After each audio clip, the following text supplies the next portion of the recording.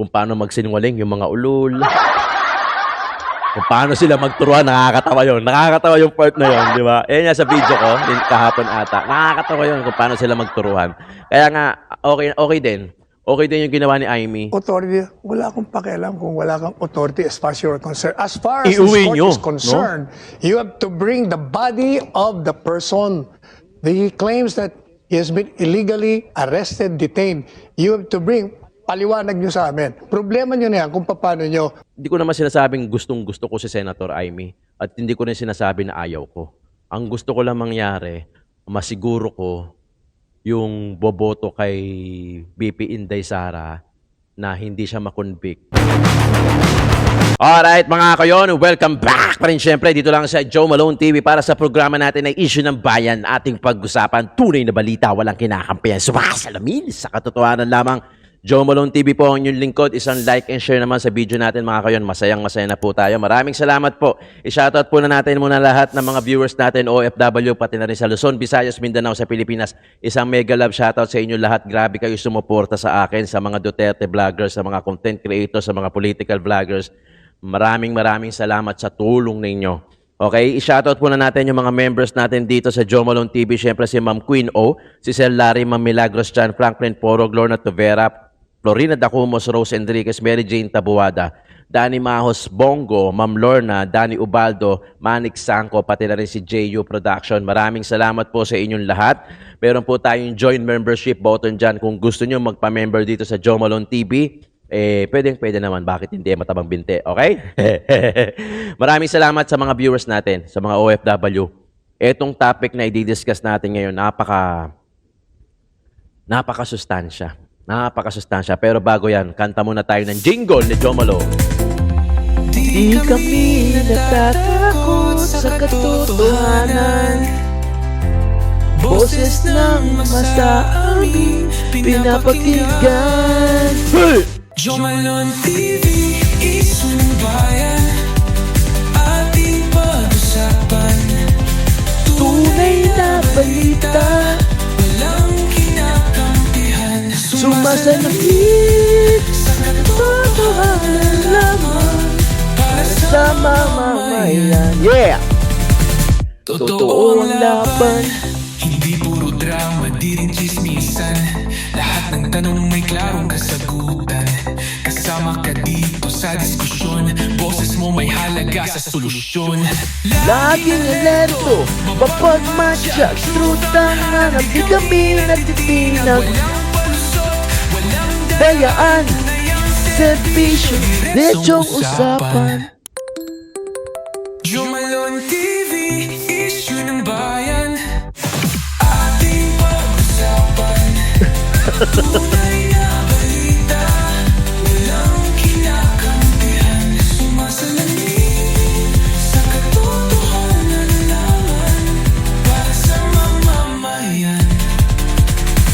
Totoo ang laban. Walang kulay, Yeah. walang kambi. Balita, talakayan, katotohanan para sa bayan. Maraming salamat. Mega love shoutout sa lahat ng mga viewers natin abroad, OFW, pati na rin dito sa Pilipinas. Mabuhay po kayo. God bless po sa inyo. Today is April 21, Monday. Balik programa na tayo. Nag-delay nilang tayo syempre nung Huwebes Santo sa kanong Biyernes Santo. Sabado nag-upload din ko. Nag-upload ako isa, nag-church kasi ako. May service kasi ako pagkahapon. Ako yung social media naman nung church namin every Sunday. Kaya isa lang yung ina-upload ko umaga. Then yung the whole day naman, yung the rest of the day, nasa church, nagsiservice na ako nun. Okay. Maraming salamat isang like and share. Paki-subscribe naman mga kayon. Itong When Tito Talks. Anything under the sun, pinag-uusapan natin. Podcast, lahat. Susunod na topic ko dyan, diskarte o diploma. Pagka naboboring kayo o medyo naburnout kayo sa politics, pwede kayong lumipat dyan. Paki-subscribe mga kayon. Iwan nyo muna to. Paki-subscribe. When Tito Talks, nakikita nyo naman yung mukha ko dyan. Yan.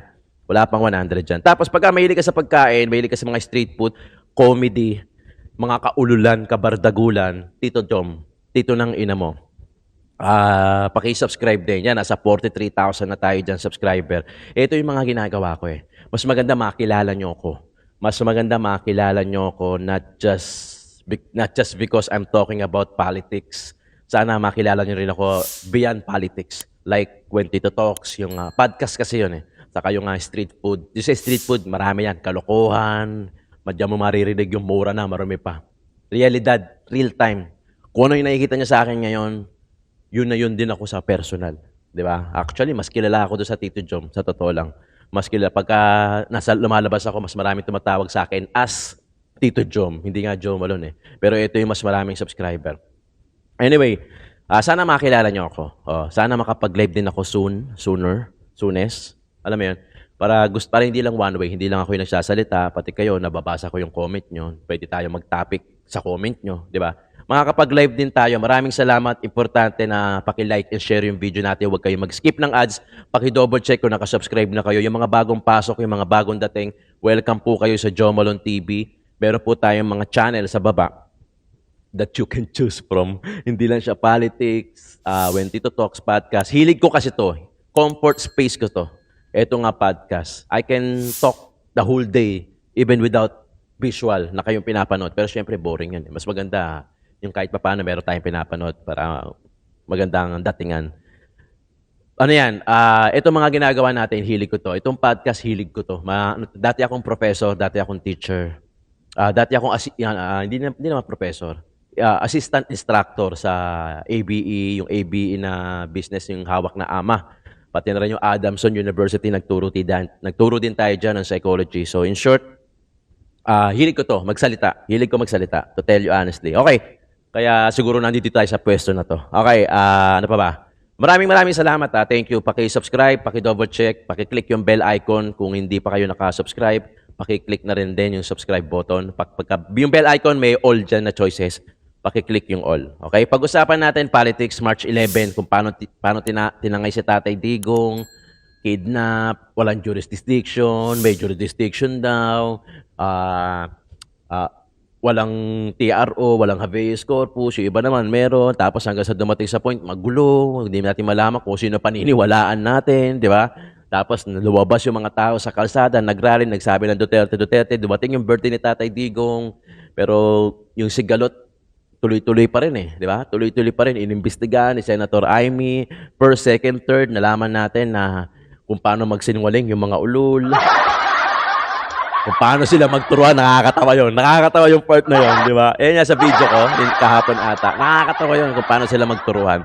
Kaya nga, okay din. Okay din yung ginawa ni Amy, Senator Amy, regardless kung naman yung intention niya, doon sa ano na yun. Marami kasi nagsasabi na, ay, ano lang yan, ano lang to, palabas lang ni Senator Amy yan kasi tatakbo siya, ganyan. Kung ano naman yung intention ni Senator Amy noon, wala na tayo pakiron. Labas na tayo noon. Ang mahalaga, nalaman natin kung paano sila magturuan at kung paano sila magsinungaling. Di ba? Di ba? O, napahamak dyan si Torre. Kasi prior to that, kasi may mga interview eh. Di ba? Mga interview siya na doon siya nakapagpitaw ng mga salita na gamit tuloy ni Senator Amy. Di ba? Nakakatawa yung part na yun, yung kahapon sa video natin. Kung paano sila magturuan. Nakakatanga. Alam mo yun, yung parang mga tropa, Sinong tumulak sa akin? Ito eh. Di ba? Tapos, sinong tumulak sa'yo? Sabi sa akin, ito, tulak ka daw. Yung gano'n, yung turuan na gano'n. Nakakatawa yung putang ina, parang joke talaga yun. Di ba? Yan talaga ang malinaw na kaululan. Biriin mo, may mga pwesa sa gobyerno, tapos nagtuturo ang puta, tapos sasabihin na lang ni Remulla, sige, utang ina, turuan kayo ng turuan. Ako na nga. Nabwisit, no? Pwede ba yun? Sige, kung kukonsider nyo ako, di ako na lang. Sige, punta, para may umamin na lang, eh, no? Wag lang maituro yung talagang pinuno. Aamin, sige, ako na nga, putya, ang kukulit nyo. Ako na lang may kasalanan. Sige na, di ba? Parang ganon. Nakakatanga. Di ba? Panoorin natin ito. Kay Attorney Sal Panelo, interview niya kay Pinky Web. Tapos balikan natin. May mga kuro-kuro, may mga reaction tayo na talagang may point. Unang-una, pwede kasi to eh. Pwede kasi to. Tirahin na natin. Pwede kasi to. Na yung napapanood ko sa YouTube, sa TikTok. May mga, ang daming analyzation, ang daming mga teorya na pwede. Na pwedeng hindi. Pero definitely, ito nangyayari kay Tatay Digong. This is not accident. Kumbaga, matagal ng pinlano to. Oo, totoo. Matagal ng pinlano yan. kukunin mo ang isang former President Roa Duterte, former President ng Pilipinas, na matalino, magaling sa diskarte, mastermind sa mga, kumbaga, chess master, kukunin mo nang hindi mo pagplaplanuhan? No. Talagang planado yan. Tingnan nyo to ha. Tingnan nyo to. Nag-start yan nung nag-resign si VP Inday Sara Duterte sa DepEd. May mga video na lumalabas. I don't know kung gano'n siya ka-legit, kung ano yung ano na yon. Pero may sinasabi doon na kasi parang gustong pakialaman yung budget ng DepEd, kaya kumalas si VP Inday Sara sa DepEd. Kumalas, 'di ba? Doon nagsimula away-away ano na yan. Away gera patani na yan, 'di ba? Tapos nung natapos yan, medyo kumalma na onte. Puta, sinimulan naman ng Quadcom. 4 'yun na committee, 'di ba? Yung Pogo, yung EJK, yung War on Drugs, may nakalimutan pa ako, may isa pa eh. Basta 4 yan, kaya nga Quadcom eh. 'Di ba? Kita nyo, lahat yun tinuturo doon si Duterte. Yeah? Kumbaga, rekados yun sa isang meal na niluluto nila. 'Di ba? Duterte, lagi ko sinasabi dito yan. Sa dulo ng iskinita na yan, sa dulo ng maze na yan, ang nasa dulo niyan si Duterte. Kasi gusto nila talagang pabaksakin yung dalawa. Yung mga bagong pasok dito, ito kasi itong mga matatalino kasi itong mga viewers ko eh. Alam na nila to. Alam na nila to. Yung mga bagong pasok, isipin nyo maigi logic. Logic. Sa haba-haba niyan, sa dami-dami, bakit Duterte lang yung pinag-tritripan nila? Same doon sa mga tropa nyo, di ba? Pag may pinagpagtripan natin si Andrew, tara, ikaw ganito gagawin mo, ako ganito gagawin ko. Ganun na ganun din dito, 'di ba? Ang difference lang ito professional. Yung mga laro-laro natin noon hindi, 'di ba? Trip lang. Ito talaga, trip din, pero mga professional na 'to, 'di ba? Biriin mo, sa dami-dami, paano hindi mo sasabihin na political assassination, 'di ba? Paano mo hindi mo sasabihin na ganun? Sa dami-dami ng problema ng Pilipinas, sa dami-dami ng pwedeng igisa, sa dami ng mga merong confidential fund, iisang departamento lang, hindi nyo man lang dinalawa o 3 pala kunyari, patas kayo. Di ba? Very obvious eh. Di ba? Ang titirahin nyo lang na confidential funds yung kay BP Inday Sara. Kung siya lang ang meron na confidential fund yan, pwede pa eh. Baka mapaniwala nyo pa kami. Pero ang dami. Ang dami, di ba? Yung sinasabi nila Atty. Sal Panelo, 300 ata plus yung may mga confidential fund. Sana mga 3 o 5, nag-imbestiga rin kayo kuno, di ba? Nang sa ganun, para hindi masabi na pinagtitripan nyo lang si BP Inday Sara. Ito, opinion ko lang ha. Pwedeng mali ako, pwedeng tama ako. Pucha, mag-disclaimer na tayo kasi baka mamaya yung freedom of speech hindi na free. Di ba? Tapos Quadcom, di ba? Lahat yan, ang target Duterte, di ba? Yung Pogo, sinasabi nila, lumilitaw yung pangalan ni Duterte, EJK, War on Drugs, matagal na, tapos biglang inungkat. Tapos sunundan pa nga ng TRICOM yan. Di ba? Yung TRICOM naman, ang target, regulation sa mga fake news vloggers. Di ba? Pero ang mga inimbita, mga Duterte vloggers. Isa pa yan.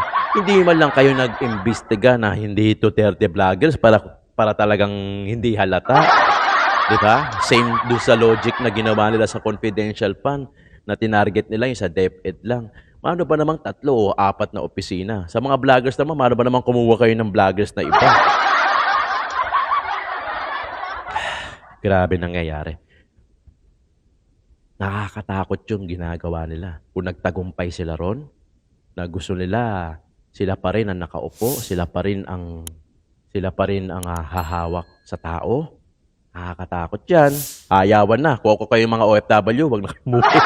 Wag na kayo umuwi. Di ba? Hindi kasi, yung nangyari na yun, talagang pucha, parang gusto nila hawakan sa leeg lahat ng tao. Di ba? Ang lupit nun. Buti na lang, may mga pumapalag. Di ba? Sila Atty. Vic, yung pucha, yung gaan na lang eh. Di ba? Puta, nakakaulol yung gaa. Nakakaulol yung gaa. Putang ina, panoorin na natin to. Mangutana lang ko ninyo. Kinsa sa inyo ang nihilak katong gidala gipasakay sa eroplano sa Tatay Digong? Taas ang kamot, kinsa? Kitang tanan nasakitan sa ilang gihimo. Sobra ang ilang gihimo. Wala ko nakita nga lain nga justification. Gihimo nila to tungkol sa ilang kahakog sa pwesto, sa kahakog nila sa puder sa gobyerno. Gusto nila nga sila lang permi ang mugunit sa atong panggobyerno. Sobra. Nganong ilang dala dito? Ha? Tanan na ilang gihimo. Giviolate na nila ang tanan na itong balaod. Gidisregard na nila tanan na itong mga legal processes. Legal procedures. Ang atong konstitusyon, ilan ang giyatak-yatakan para lang matuman ang ilang kagustuhan nga ibiyahe ang atong Pangulong Duterte dito sa dahig. Ngano, magayod?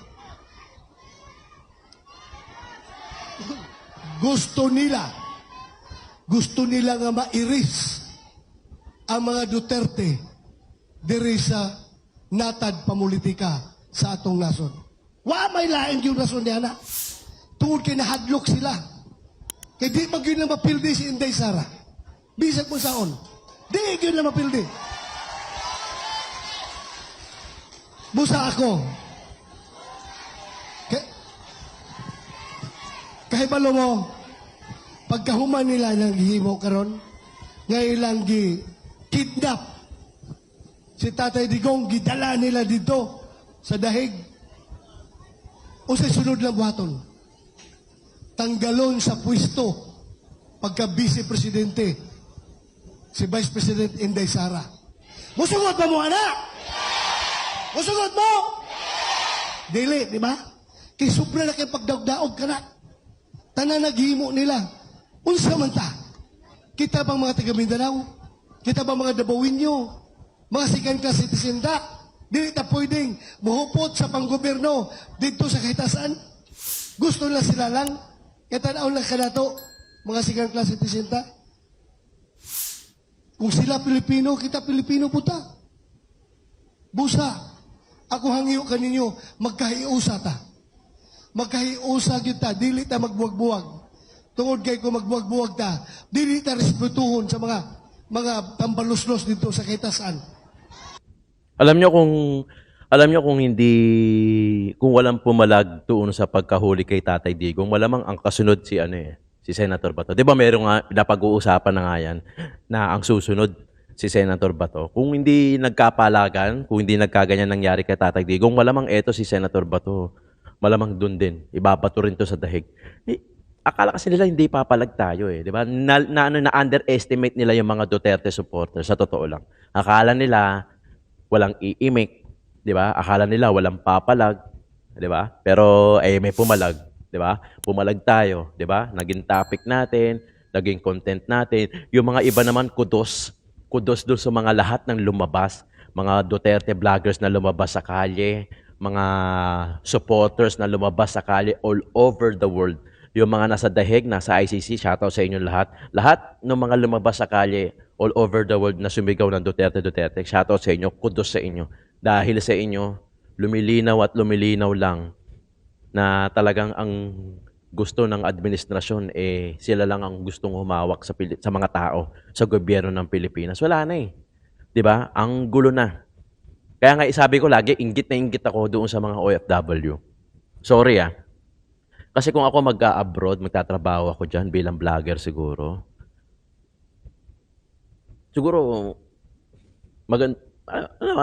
compare naman dito sa atin, di ba? Alam nyo naman yan.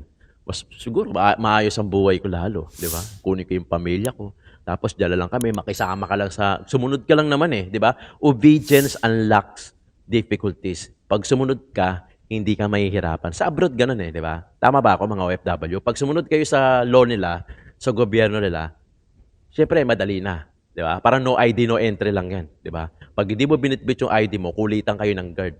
Di ba? Hindi ka sumunod O di kulitan kayo ng guard, hindi ka papapasukin. Pero pag nag-obey ka, bitbit mo yung ID mo, makakapasok ka, walang usapan. Malayo ka pa lang, diretso ka na. Di ba? Ganun din sa abroad, I think, yung sa mga law nila, kahit saan naman Pag sumunod ka, hindi ka mahihirapan. Di ba? Pero sa batas natin sa Pilipinas, parang kahit pag sumunod ka na, mahihirapan ka pa rin Di ba? Gets nyo? Totoo, di ba? Totoo. Sa abroad, alam ko naman na mayroong mga lapses din yung mga government abroad. Oo naman, syempre wala namang perpekto. Alam ko naman yan. Pero at least kahit papaano, di ba? Alam nyo na, maganda naman kumpara dito. Japan, Singapore. I've been to Singapore 1 week. Meron akong prenuptial shoot kasi nga photographer, videographer talaga ako. Yan ang business ko dati. 1 week, kasama na bakasyon doon. Kasi syempre yung shoot, isang araw lang naman eh. Kasama na bakasyon doon, 1 week ako doon. Sobrang ganda.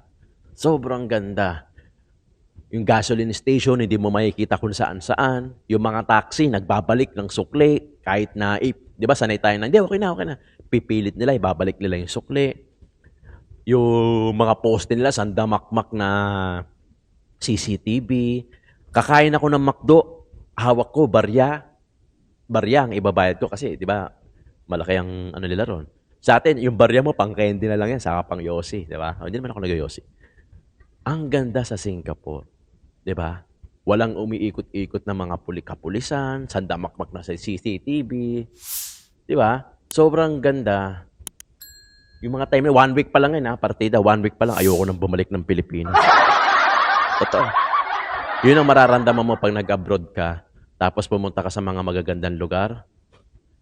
Hindi mo maiiwasan hindi makumpara sa Pilipinas eh. 'Di ba? Alam ko naman, maraming magaganda rin sa Pilipinas. Siyempre, love your own country. Oo, alam ko naman yon.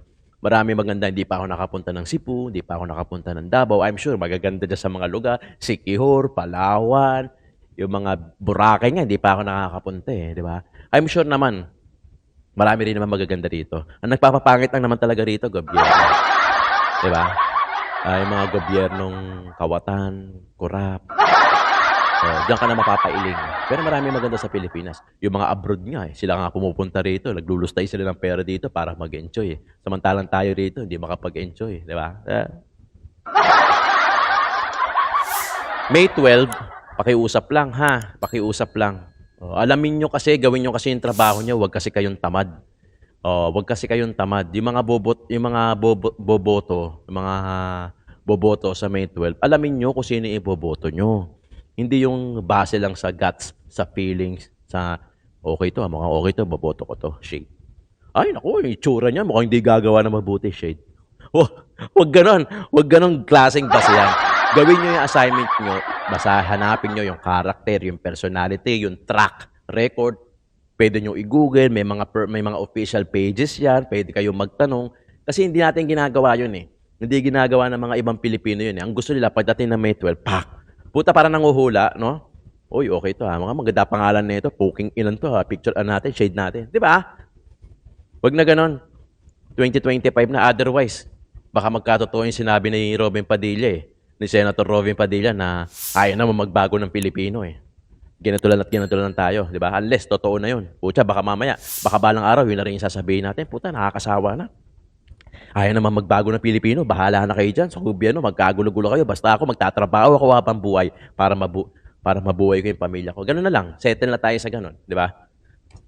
Panoorin natin next. Get on point with former Chief Presidential Legal Counsel Yan. Attorney Salvador Panelo. Attorney Panelo, good to finally have you on point. Good evening. Thank you for having me. And do you see this as a victory, what happened, at least the manifestation of the Office of the Solicitor General before the Supreme Court? Well, it validates our argument that ICC has no jurisdiction from the very start. Whether it's a victory or not, depende sa Supreme Court.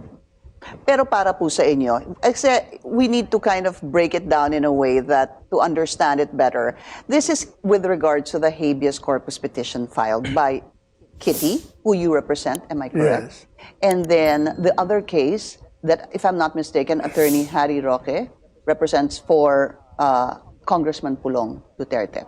So gusto niyo po ipabalik dito si Pangulo, hindi ho ba? Yes. Tapos ang respondents are the government officials supposedly responsible for this, such as Executive Secretary Lucas Bersamin, PNP Chief Romel Marbil, PNP CIDG Chief General Yes. Torre, Yari Secretary kayo John ngayon. Victor etc., Tingnan niyo. sir. In other words, the executive officials who Yeah. enforce the illegal arrest. And then, dapat po ang sasagot, tama ho ba, ang dapat na sasagot on their behalf is the Solicitor Yeah, General. because he's Am the I lawyer correct? of the government. Oh. And then, if the lawyer of the government says, I stand by my earlier pronouncement or decision that the ICC has no jurisdiction, what does that mean? Does that mean that Soljan Guevara is essentially saying that what government did was wrong? Yes. Kasi sinasabi niya walang jurisdiction. Sinasabi namin walang jurisdiction and you enforce it coming from a spurious shores, which is the ICC. Pwede ganun na nga mangyayari doon. Illegal lahat ng ginawa. You know, Finky, if you commit an illegal act, in this particular thing, talagang illegal kasi nga walang jurisdiction from the Yes. very beginning. So, pag lahat ng subsequent actions mo, magiging illegal. Kaya yung sinasabi ni Soljan Guevara, tama siya doon, magiging contradiction, hindi lang yon. Eh baka ma-demanda pa siya ng kasama siya doon sa magagawa ng illegal na act. Magiging enabler siya kasi pinagtatanggol mo yung mali. Nagulat ho ba kayo sa naging manifestation ni Soljan? Yes, because nung mga nakaraan kasi, I've been criticizing him. Kasi the principal has been saying, ICC has no jurisdiction. And we will not cooperate in whatever shape or form. Pero ginagawa niya, he kept on filing pleadings. Kaya sabi ko, ano ka ba? You are defying your principal. Kasi by filing pleadings in the ICC, you are effectively admitting it has jurisdiction. Right. Kaya most likely ako, puro madidinay lahat ng pinapile mo. And then, pagdating ng desisyon, sasabihin pa, akala ko ba wala kami jurisdiction. In fact, yun nga ang nangyari. Isa sa mga reasons kung bakit meron silang jurisdiction. Yung 3 justices out of 2, or 5 rather. Yeah. Kasi naging 5 yung justices nun, di ba? Yeah. To look into the Yung dalawa, jurisdiction. kabila walang jurisdiction. So it was 3 versus 2. So Yeah. kung baga nanalo lang ng isa. Correct. Tsaka yung alam mo, yung tatlo, sinasabi nga yun, file lang, kaya may jurisdiction. But you know, pwede rin naman kasing ad cautelam na tinatawag. What is that, sir? Ibig sabihin, you will appear before the court, not necessarily you are admitting na may jurisdiction sila. But when you say a while ago that to have appeals, issue appeals before the chamber, almost as if sinasabi mo nga, you recognize the authority of that chamber. So parang 50-50, ganun ho ba? Parang nagpa-file ka ng appeal kasi nare-recognize mo, pero sinabi mo po yung isang word na, Ad cautelam. yeah. Pero alam mo, kahit na pag wala kasing jurisdiction, void ab initio, lahat ng proceedings void. So kahit ano Yes. pang justification mo, wala. But that's Mali, my sa question, umpisa Attorney eh. Sal. If they do not have jurisdiction, why would they even issue an arrest warrant? Kasi it asserts that it has jurisdiction. Yeah. Hindi sila naniniwala wala jurisdiction. Itong gobyerno naman natin, through the officials, kasi nga, I've been saying, political kasi ito Ginagamit lang nila ICC to eliminate the 2 Dutertes. Yeah. In relation to the 2028, actually, that's the truth about it. It's political, not legal. That argument that you raised, I think, was already also answered by the president during that press conference the night the former president was turned over to The Hague. Interpol daw. Hindi po yun. Ano? Yung sinasabi mo po kasing politika, this is all about politics. He was also, President Marcos was saying that nag-umpisa ito, paano naman politika? Not, of course, in these exact words, sir, pero paano naman ito politika kung nag-umpisa to during the time of the former president's term? Magiging politika kasi ina-apply mo yung teorya na may jurisdiction yung mama. In fact, sinasabi mong walang jurisdiction and yet, hindi lamang you cooperated, ikaw mismong gumawa Talagang pina-enforce mo yung illegal na warrant of arrest. Kaya nung sinabi kong fake news yan, apart from, kaya ko sinabi fake news, one, Ano yung fake news to be hindi clear? kasi tinanong ako ng mga reporters doon, di ba, nagkalat yung, papunta ako nun sa Hong Kong Sabi niya, sir, may warrant May daw. warrant of arrest. Narinig ko, hindi naman inamin ng Kaya ICC. alam nila yan Hindi rin inamin ng special prosecutor. Tapos naglabas ang Malacanang na hindi naman daw sila na-enforce. O di fake. But, dinagdagan ko, even na totoo yan, si Presidente Duterte, haharapin yan. Ever since sinasabi niya, hindi siya natatakot kasi as far as he is concerned, there is no jurisdiction. Mulat sa pool. So any proceeding arising from that, talagang illegal. Of course, that's the side of the Duterte team, no? And the Duterte supporters. And then the other side says, matagal na rin pinag-uusapan tong issue ng jurisdiction at there was already a decision by the ICC regarding this. Kaya yun nga yung 3-2 vote, di ba, Attorney Sal? So, if it's still an issue on jurisdiction, how do you move forward knowing that the former president is already there now under their jurisdiction? I-connect po natin sa habeas Sige. corpus na petition. Kaya nga kami tumakbo sa Supreme Court sa habeas corpus. Kasi nga, illegal ang aresto, illegal ang detention, at Illegal lahat kidnapping, eh. illegal, that's also a crime. So the government, through these officials, state authorities, have committed a crime. Kaya pumunta kami sa kanila. Kaya ang sabi namin, kung maaari lang, kasi yung habeas corpus, kailangan i-produce mo yung katawan, yung body. Eh since tinakas na nila, yun ang magiging argument nila. In fact, yun ang i-argue nila. Wala na Yun na nga ang ginagawa nila ngayon eh. Excuse me. Ang pinag-uusapan dito, hindi jurisdiction over ICC. Ang pinag-uusapan dito, jurisdiction over the illegal acts you committed bilang mga government officials. And your illegal acts will follow you wherever you go. But kailan po pumapasok dito yung it's moot and academic? Dahil nandun na po Kasi siya. nga sinasabi nila na wala na sa Pilipinas. Yeah. Eh, ang jurisdiction nga, hindi yung porket wala ka. Kasi ang ginawa mong mali at illegal, hindi ka makakatakas niyan. Kahit saan mo dali niyan, palaging illegal ka ang gagawin mo. So Kaya may jurisdiction. your phone. May jurisdiction ang hukuman. So, let's repeat that. Nawala po ako dun sa kanta ng cellphone po ninyo. Okay. Yung jurisdiction. So, you were saying, sorry, when I said that, kasi it's moot and sinasabi nila, academic. wala na eh. Paano pa i-compel? Paano? Oo. Kasi, halimbawa, ako si Justice. Sabi, nasa si Presidente Duterte, Your Honor, sinurrender na ho namin, wala na sa amin. Dali nyo rito. So, but Your Honor, wala na ho kaming authority. Wala akong pakialam kung wala kang authority as far as you're concerned. As far as this Iuwi court nyo, is concerned, you have to bring the body of the person. He claims that he has been illegally arrested, detained. You have to bring, paliwanag nyo sa amin. Problema nyo na yan kung paano nyo dadali yan dito. Kasi kayo naggawa niyan eh. You created your own problem. Simulat sa poll, parang so ganon. do it. And in fact, that's what you said when we interviewed you in Agenda a couple of days ago. So, kasalanan nyo yan, basta Iuwi nyo. ibalik nyo siya dito. Yes. Paano pag, at gusto mo itama yung mo, mali, paano tama po pag mo. sabihin ng ICC na Walang wala na jurisdiction. kayong karapatan dito? This government... Pwede ba yung ay hindi? No. Ang gobyerno natin, we are a free country. There are many channels by which we can get back Mr. Duterte. How so? Di ang gobyerno, pupunta sila sa ICC. Hindi ko alam kung anong gagawin nila, pero kayong bumalik dyan. Meron ng kaso sa ICC. I forgot the name of the accused.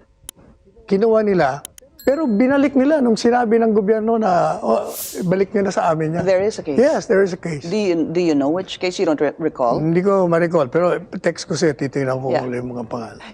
I've been also watching some of the interviews with international or even accredited ICC lawyers. No, it always appears that way, Attorney Sal, na wala ng jurisdiction ng Pilipinas wala dahil na, nga ito. nandun na sa... Saka, teka muna, alam mo. Remember when we were talking, sabi mo, if that was you, hindi TRO yung ifa-file mo Habeas before the corpus. Supreme Court, you would have filed a habeas Ever corpus. since habeas corpus ang sinasabi ko, wala lang kasi ako nung mag-meeting yung mga lawyers. I could have contributed something. Pero anyway, ano na yun, water under the bridge. Pero alam mo, ang mahalaga rito, hindi lang yung dahil nag-withdraw tayo eh. Hindi lang yun ang argument namin ni Presidente Duterte. In fact, original yung argument yun. Yung akin, ganitong istorya. Sabi ni Presidente Duterte, naku, hindi ako natatakot niya, wala kayong jurisdiction sa akin. Wala nakakaalam na abogado nito. Sabi niya, alam niyo ba na hindi yan lathala sa official gazette? And under the law, kailangan mo i-publish sa OG to make it enforceable. Eh since hindi, di unenforceable. Di wala kayong jurisdiction. Sabi ng mga ibang abogado sa Malacanang na, Sir, merong tayong treaty. Kaya may jurisdiction sila, ni-ratify. Siyempre, pinagpipilitan ni Presidente. Hindi, wala. Ako hindi naman umimik. Nung nagkatinginan kami, parang anong tingin mo? Sabi ko, yung lamang problema nyo, no, na magkaroon ng jurisdiction, parang na-correct yung mali. O, hindi mag-withdraw. Kaya ginawa ko agad yung memorandum, 3 to 4 pages, that very moment nung nag-break kami. Bago kami nag-meet uli, nakapirma na si Presidente Duterte. You're Kaya, talking about probably March 2018. basta March 28. nag-withdraw. No, di ba? In the first place, mali na kasi. Pero syempre, ano na yan eh. Kumbaga, ang nangyari kasi dyan, sinuko nila eh. Di ba? Kaya dapat sila yung magpabalik. Sila gumawa ng paraan para nila ibabalik si Tatay Digong. Kasi, ang galing lang nung ginawa eh, no? Kaya pala ang lakas ng loob ni Tatay Digong na, sige, papuntahin mo yung ICC dito. Kasi alam niya na wala na talagang jurisdiction. Pero ang ginawa kasi, sinuko kasi. Oo, wala nang jurisdiction. Pag sinuko natin yan, pag lumabas na nila may babalik, kasi sasabihin natin, wala nang jurisdiction. Yun ang ginawa nila. Di ba? Yun ang ginawa nila. Kaya nagkakaano ngayon. Pero ako nasa isip ko, kayang-kaya nilang ibalik. Kung kaya nilang dinala ron, I'm sure kayang-kaya nilang ibalik. Naghihintay lang yan ng reaction ng tao. Kung magkakagulo tayo, di ba? Naputol yung ano ngayon. Yung mga rally-rally ngayon, medyo naputol, medyo nanahimik. Kaya nga worst comes to worst, gumagawa naman ng paraan yan para maibalik si Tatay Digong. Pero ang pinaka nakikita ko is yung 2028. Yan yung nakikita ko. Kaya nga, Sara needs to survive doon sa impeachment trial para makatakbo siya sa 2028. Yun ang mas nakikita ko. Yun ang medyo mas malinaw. Pero kung makakabalik si Tatay Digong bago mag-2028, edi maganda. Di ba? Pero okay, di ba? Kung talagang gagawin ng gobyerno yan, kasi sila lang makakagawa niyan eh. Sila lang, magre-reklamo lang yan sila Atty. Sal, magre-reklamo, gagawa ng paraan, magrarally ulit. Pero ang gagawa talaga ng paraan, yung gobyerno natin para maibalik si Tatay Digong. Okay? Yun ang isang way. Ang isa pang way, yung 2028 national election.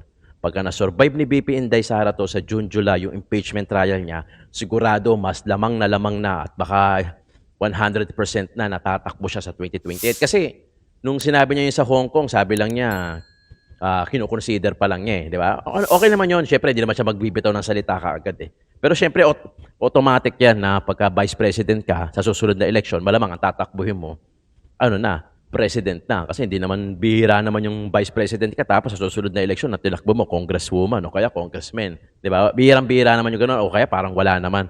So, matik, 2028, mas yun yung klaro na nakikita ko na makakabalik si Tatay Digong pag nanalo si Inday Sara. At talagang mananalo si Inday Sara pag na-survive niya to.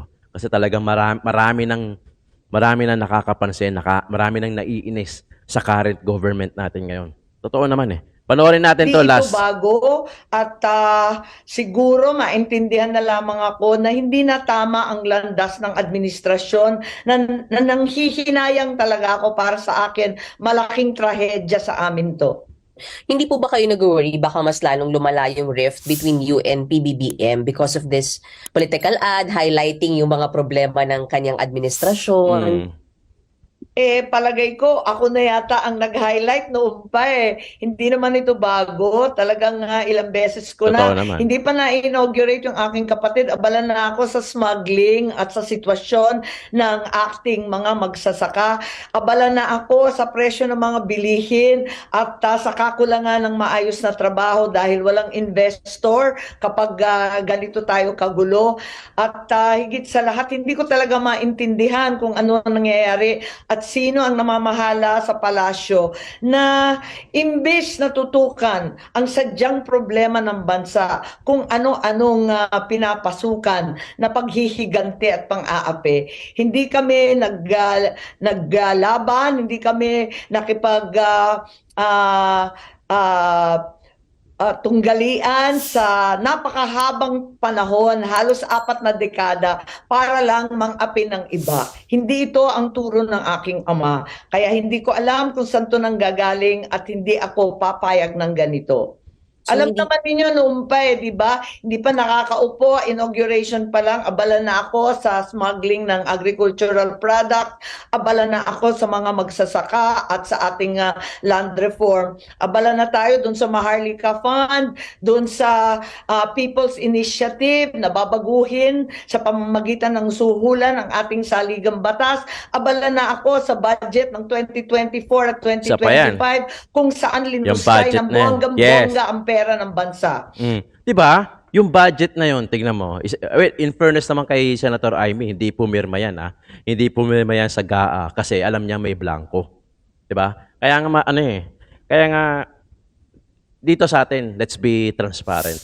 Alam ko naman, pero oo, sinusuportahan natin si BP Inday Sara, sinusuportahan natin si Tatay Digo, pero as much as possible, gusto ko transparent at saka totoo lang. 'Di ba? Yun nga yung tunay na balita, 'di ba? Walang kinakampi, sumasalamin sa katotohanan lamang, pero meron akong sinusuportahan. At etong mga to, PDP Laban, Tatay Digong, si BP Inday Sara, pati yung mga lokal ko sa Maynila, pati na rin sa Caloocan, 'di ba? Yan yung mga sinusuportahan natin. Pero in fairness naman kay Senator Amy kasi, siya yung nagmulat sa atin na kung paano magsinungaling at magturuan na itong dalawa. At in fairness naman kay Senator Amy, alam ko naman maraming galit kay Senator Amy rito sa akin. Never again, never forget. Pero remember na sana maisurvive muna ni BP Inday Sara tong impeachment trial sa June, July para matupad yung pangarap natin na sa 2028 siya yung susunod na presidente ng Pilipinas.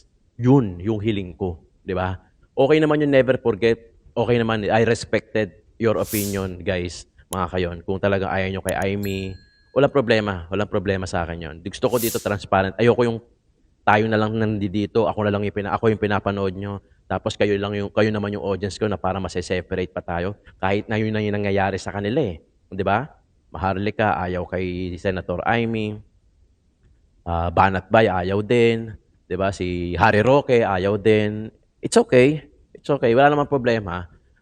Hindi ko naman sinasabing gustong-gusto ko si Senator Amy. At hindi ko rin sinasabi na ayaw ko. Ang gusto ko lang mangyari, masiguro ko yung boboto kay BP Inday Sara na hindi siya makonvict sa June, July. Yun ang gusto ko, yung madagdagan yung numbers para talagang sure win, sure ball, safe si BP Inday Sara. Kaya nga #protect BP Inday Sara eh. Kasi doon muna tayo. Pag na-solve natin yun, edi saka natin problemahin yung mga susunod na problema. Pero kasi ang susunod na problem kasi natin, yung impeachment trial eh. Pag gumulong yan sa June, July, yan na. Okay? Maraming salamat mga kayon sa pagtutok, panonood dito sa atin. Pagboses sa Jomolong TV, tunay na balita, walang kinakampihan, sumasalamin sa katotohanan lamang. God bless po. Meron po ulit tayo mamayang video. Thank you po.